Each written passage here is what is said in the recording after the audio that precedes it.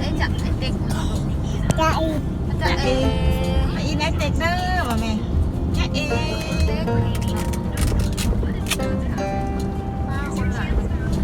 จะมาลิดสวนน้ำนี่นะโอ้เนาะ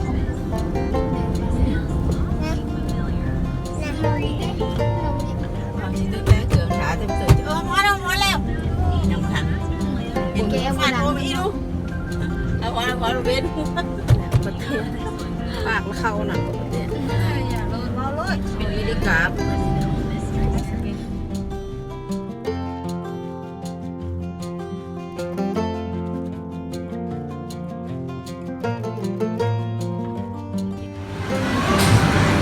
อันนี้เป็นโซนกับเราเฮ็ดให้ทายฮกก็จะสิเฮ็ดงานอยู่จัดงานนี่เป็นงานผ้าไหมเครื่องไหม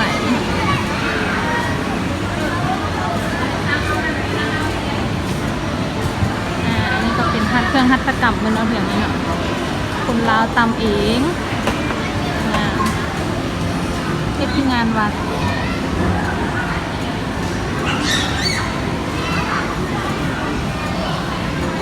วันนี้ดิอันนี้จะเป็นลูกกระเจ้าแต้มเนาะนี่กระเจ้าแต้มเองสิฝาไม้กระเตะ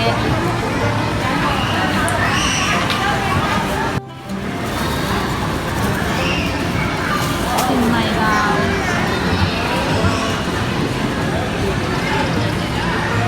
อันนั้นก็เป็นกระเป๋าจากกระเป๋ากับเจ้าสารเนาะ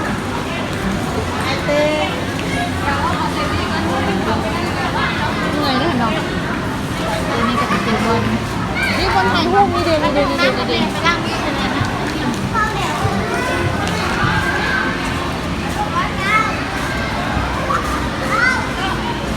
นี่บอลเป็นโซนบอลเครื่องก็จะไทยห้องอยู่ในกระเป๋า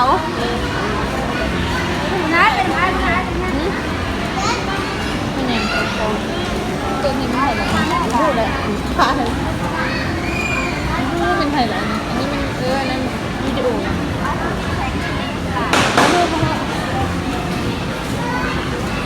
อันนี้ก็เป็นกับประดับด้วยคันโฮมเป็นวาทายฮูปีเรียกว่าได้เสียงเงินอันนี้เป็นกะว่ามีต้นกล้วยพร้อมเป็นตูบเนาะอันนี้ตูบทำใจว่าซั่นตูบทำใจสร้างตั้งคือเนาะอันนี้ก็เป็นวันทำพายมืดเนาะโอ้ยงามเป็นบ้านๆเนาะเป็นพายอันนี้ตูบอย่างเนาะอันนี้ตูบทำใจอันนี้ตูบนัดกิกตัวนี้อันนี้เป็นตูบนัดกิกว่าสันเดย์มันรู้ตูบนัดกิกประดับด้วยคาเข้ามุงด้วยหญ้าคาจะมีคนมาถ่ายรูปเนาะ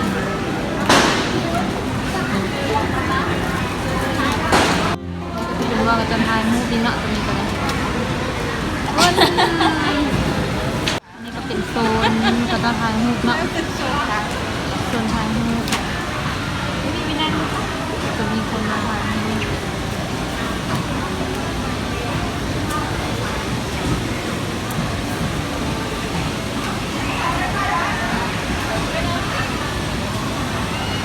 สร้างประดับเนาะ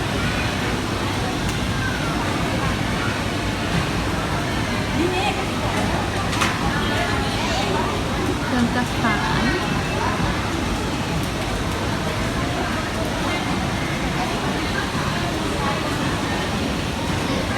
นี่เป็นตู้เนาะ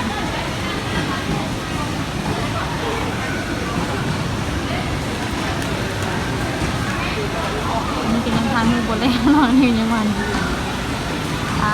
ปลาไทยมือยังบนแล้วดีไหมมันจะซ่าเห็ดหมด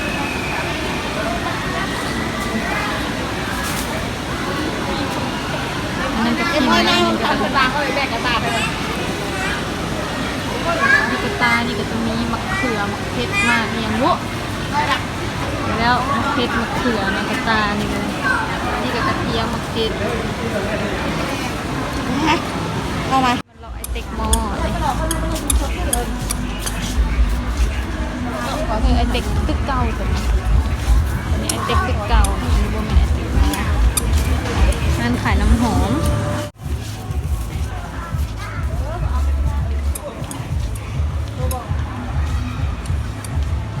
มีงานเสื้อผ้าเนาะ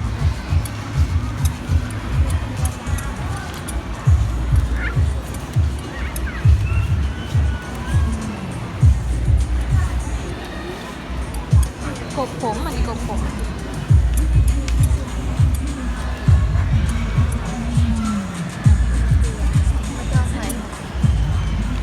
ี่เสื้อลายของเรานะ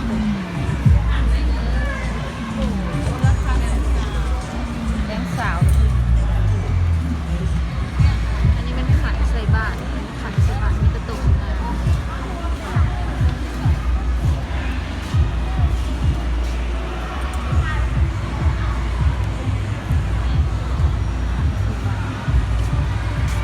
อันนี้เป็นงานผ้าไหมแต่นี่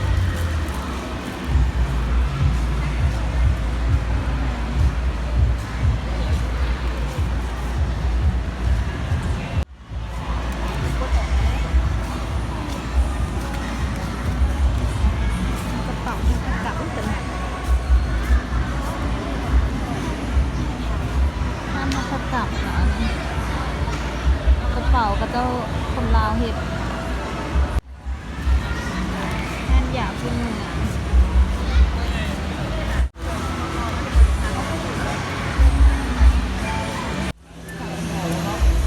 คนลาว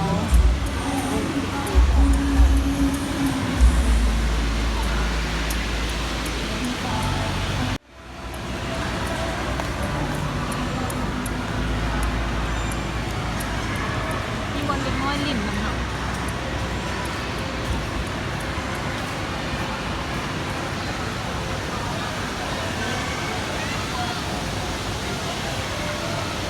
ก็จะมีเสื้อผ้าเสื้อไหมกระเป๋ากระตาพวกหัตถกรรมเนาะมีน้อยจริงๆวันหนึ่งนวดเป็นบริการค่านวดข้างละ20,000เป็น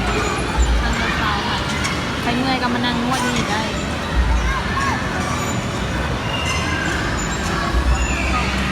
โซนนี้ก็เป็นโซนเด็กน้อยนะเด็กน้อยนั่งเล่น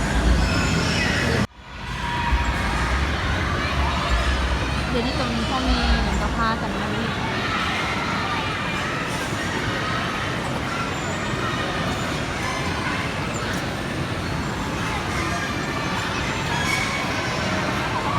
ทางท่านจะเป็นสัตว์เอง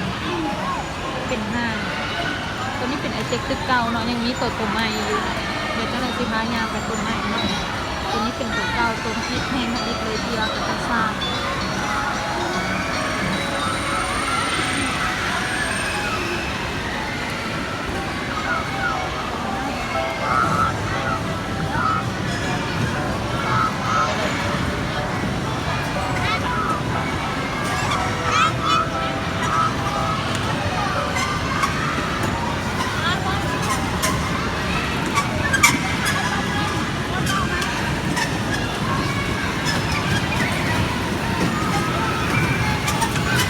อันนี้เป็นโซนเด็กน้อย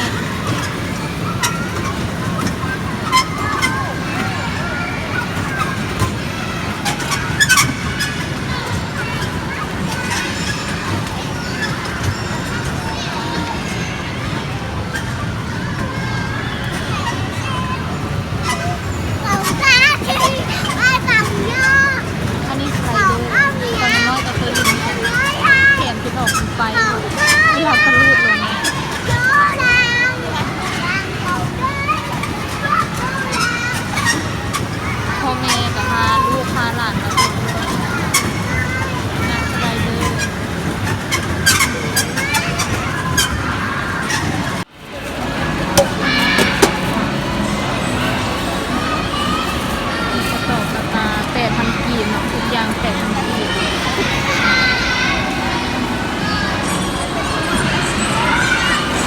อกกระซามกระเซ้า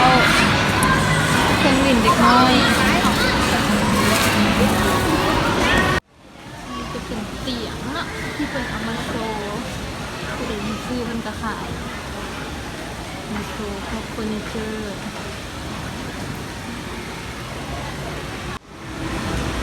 มันก็เป็นสุดโซฟาไม้เนาะเป็นตังไม้มีแวนมีตู้เสื้อผ้าเป็นเอามาวางเสด็จเนาะผู้ใดที่ซื้อกระขายเป็นตู้เป็นเตียงเนาะเตียงนอนตู้โซ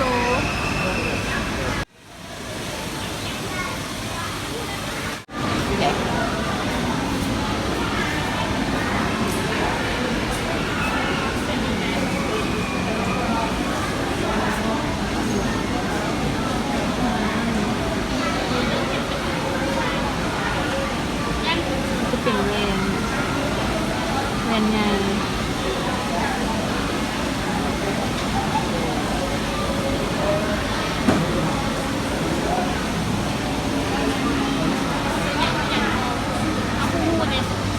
นี่เป็นโซฟาสุดใหญ่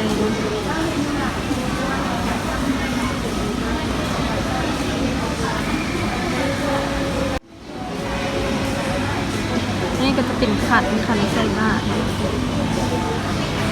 งาม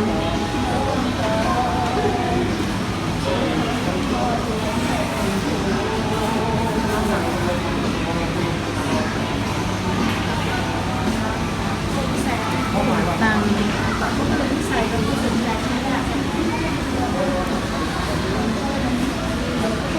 ตัวนี้สุดงามแพงไม่นี่แพงหลาย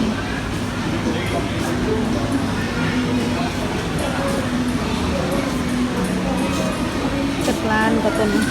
โซฟาหนึ่งสุดมีราคาพอโซฟาหลุยไม่แต้คาหนึ่งสุดราคา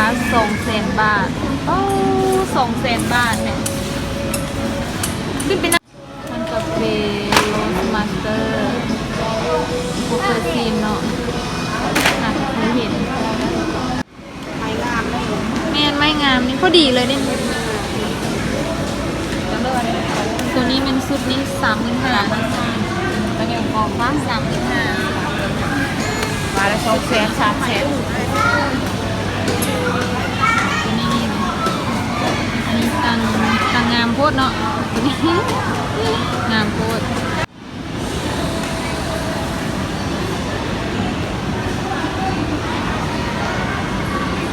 คนก็จะขึ้น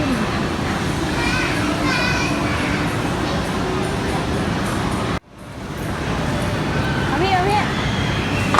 ชั้นสิ่งใหม่เพื่อนใหม่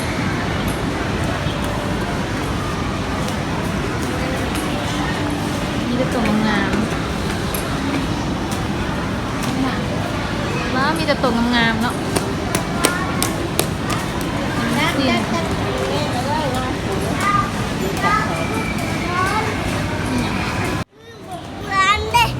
ไปเปื้อนไปล้างมือเนี่ย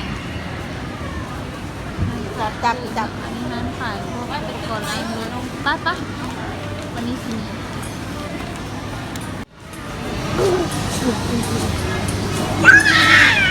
ร้านสมุนไพรโอ้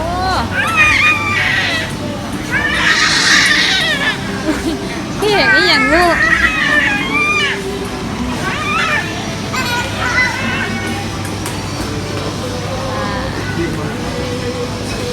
โซนนี้ก็จะเป็นโซนเฟอร์นิเจอร์ขนมน้ำขายยานวด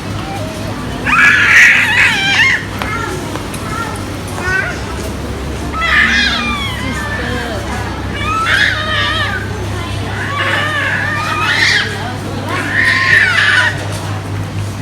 อันขายเสื้อเป็นตึกไอเต็กหม้อตัวใหม่เนาะมาพี่ไปนะเมย์ไปอันนี้ก็เป็นยุคข้างนอกเนาะว้าวอันนี้ก็จะเป็นร้านไอศครีมแมนร้านไอศครีม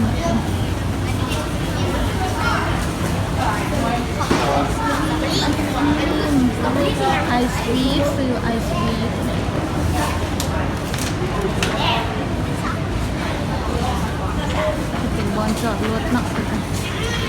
ตัวนี้ก็จะเป็นทางเชื่อมต่อระหว่างตึกเก่ากับตึกใหม่ตัวนี้จะเป็นตึกทำอิฐเนาะตัวที่เขายางที่สร้างมาตัวนี้จะเป็นตึกที่สองที่เป็นสร้างแล้วเนาะเป็นไอเทคเป็นห้องไอเทคมอลแต่มันจะมีอย่างมีร้านเสือผ้าคนใหญ่มาขายจะว่ามันจะเป็นร้านเคสโทรศัพท์ขนมอันนี้จะเป็นร้านที่เขาที่เสียงต่อเนาะแต่ก็มีทานกับเจ้า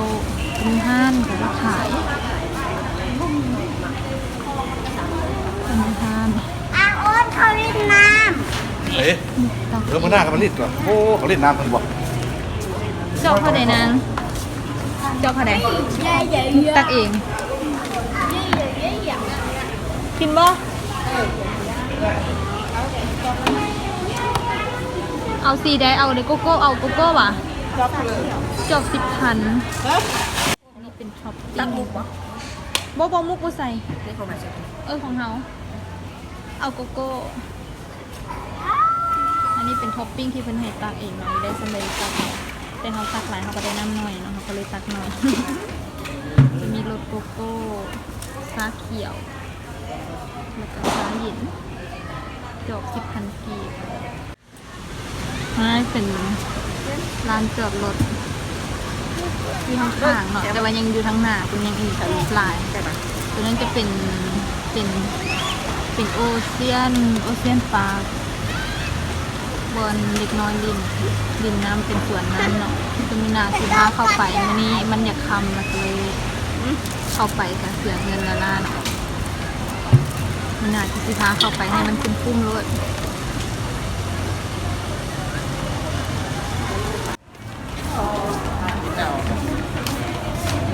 มิสเตอร์คริสตี้ขนมซาวหวังขนมครกซาวหวัง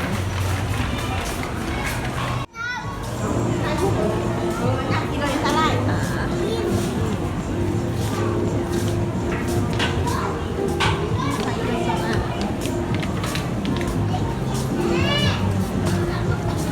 านขายเครื่องเล็กน้อยก็หลายมันขายเครื่องเล็กน้อยมาหลายพ่อแม่พาเด็กน้อยมาหลายหรือว่านี้ติดลองมาเลยตัวนี้ติดลองมาเลย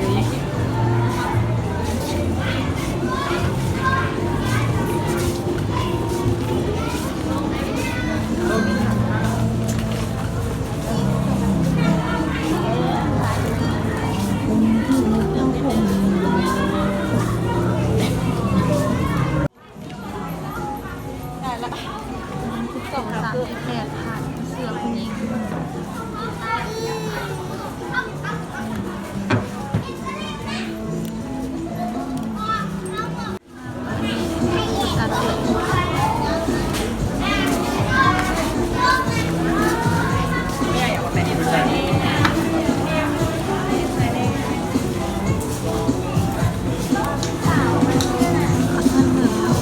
แกนเงินจะทองเงิน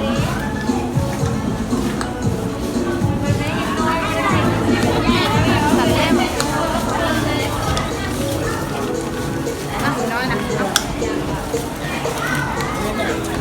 บอกไว้ในว่ะเป็นบอลระบายสีของเด็กน้อยเนาะ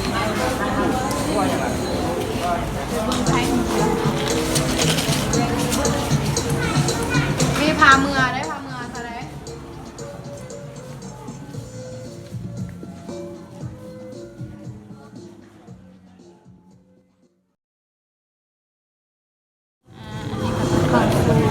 อันนี้สูตรอาหารที่ชั้น 6เนาะเป็นบอก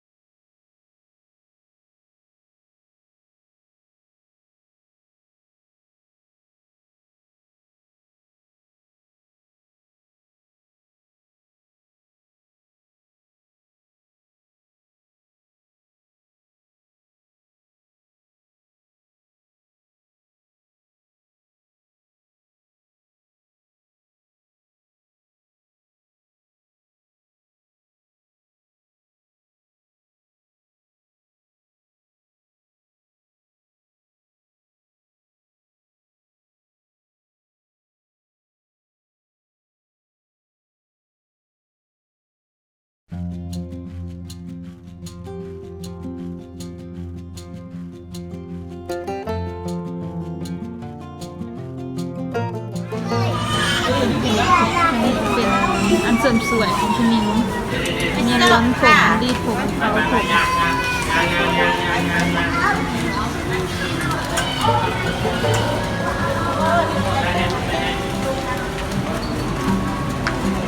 งามเนาะสุดงาม ได้ตั้ง เก้าปัดที่เรา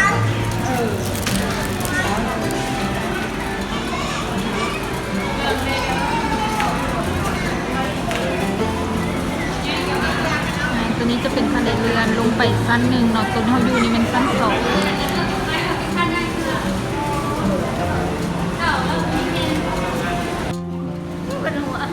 หัวอะไรเหรอลงจากสั้นสองลงมาสั้นหนึ่งนี่หัวอีกอย่างเลย ยานไม่ ลงมาเลย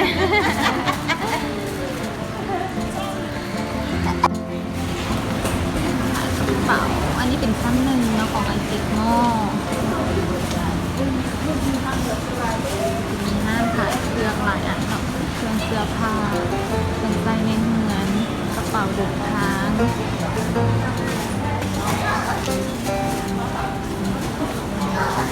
โมซิโอเคเป็น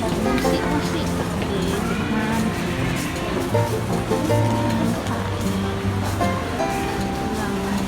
มาหัก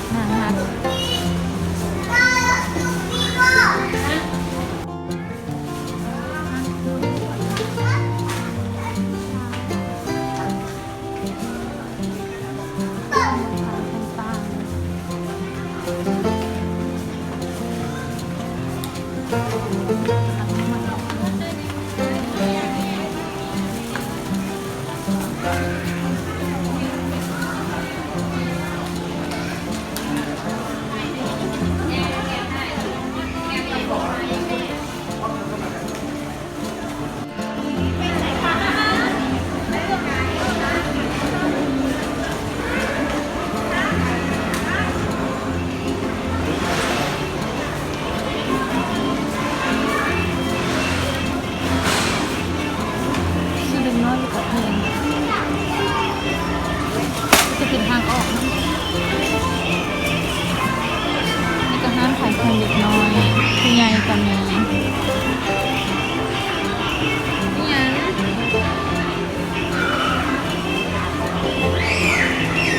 น่าจะเป็นธนาคาร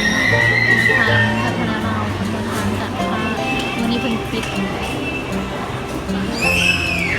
วันปิดแห่งบริการอื่นเปิดใหม่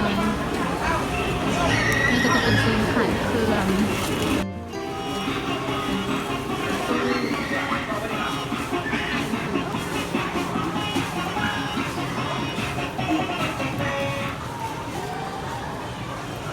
เป็นกำแพงนะหมดเรียบร้อยเป็นตู้ตุ๊กตา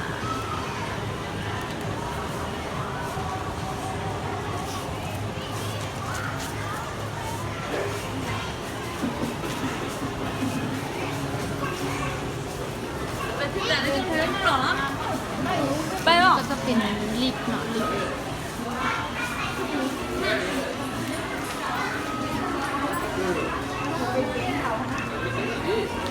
นี่ก็จะเป็นฮันมินโซะนะ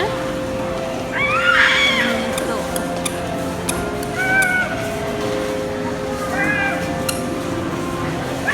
ก็จะเป็นสั้นโซะ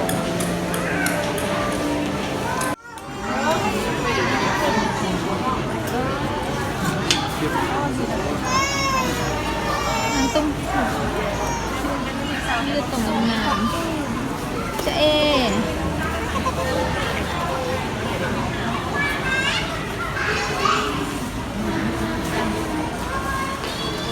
สวยพอ